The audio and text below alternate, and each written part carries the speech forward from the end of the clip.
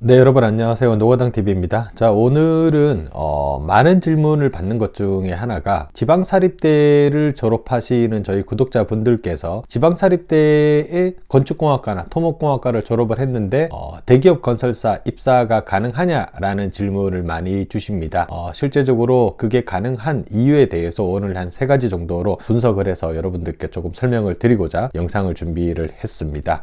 자, 우선 첫 번째 이유로 저희가 들 수 있는 게 지금 현재 2024년 기준으로 보았을 때 대기업 건설사가 신입사원을 뽑을 때 저희가 학벌을 본다는 것에 대한 어떤 강점이나 중요도가 10년 전에 비해서 많이 떨어졌습니다. 실제적으로 그렇습니다. 10년 전만 하더라도 실제적으로 이제 인서울대학교에 어느 정도 가점이 붙었던 것도 사실입니다. 그렇기 때문에 그 당시에 입사했던 신입사원들을 보게 되면 실제적으로 지방공립대나 지방사립대를 졸업하신 저희 이제 구독자님들이나 후배님들에 비해서 인서울대학 출신들이 월등하게 수가 더 많았어요. 하지만 지금 기준으로 보았을 때 한 2020년 이후부터 뽑히는 신입사원들의 비중을 보면은 사실 인서울과 지방사립대가 비율이 거의 50대 50입니다. 학교 수를 감안을 한다라고 하면은 실제적으로 지방사립대라고 해서 우리가 입사하는데 그게 감점으로 작용하지는 않는다라고 이해를 해주시면 될 것 같습니다. 대부분의 건설회사 인사팀도 아는 거죠. 사실 이게 학교 네임밸류라든가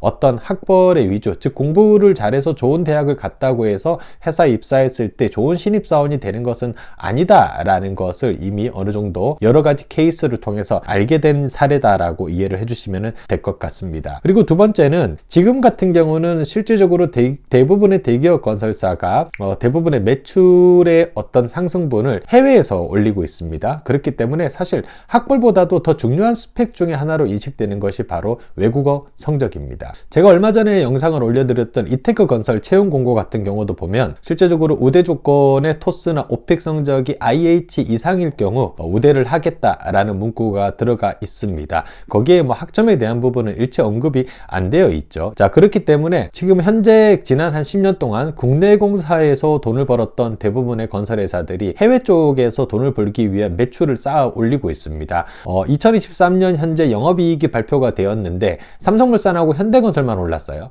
그런데 이 두 회사가 영업이익이 그 전년도에 비해서 오를 수 있었던 가장 중요한 이유가 해외 매출이 급증했기 때문입니다.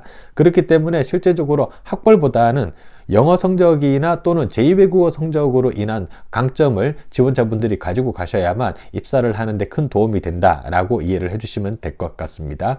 그리고 세 번째는 회사가 신입사원을 뽑을 때 어떤 학교를 졸업했냐보다는 어떤 교육을 받았느냐에 중점을 둔다라는 부분입니다.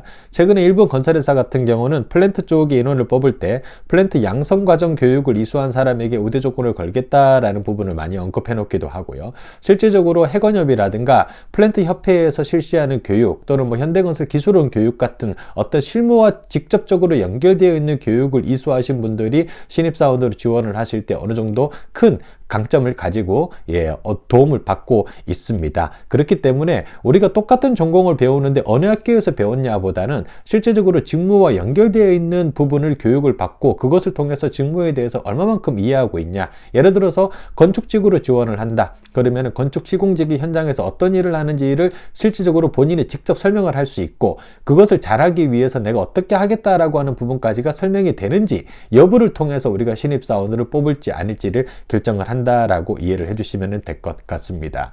여전히 학벌을 본다. 그렇기 때문에 나는 지방사립대라서 대기업 건설사는 애초에 지원하지 않는다라고 얘기하시는 분들도 있으십니다. 저는 그 부분에 철저하게 반대하는 입장입니다. 대기업 건설사에 실질적으로 입사하시는 분들을 보면은 지방국립대, 지방사립대, 인서울 또는 스카이 구분하지 않고 우리가 골고루 퍼센테이지를 유지하면서 입사가 되고 있는 것이 현실이기 때문에 여러분들께서 혹시나 본인의 어떤 그 학교 네임밸류 때문에 지원하고자 하는 폭을 줄이게 된다면은 저는 절대 그렇게 하시면 안 된다라고 말씀을 드리겠습니다.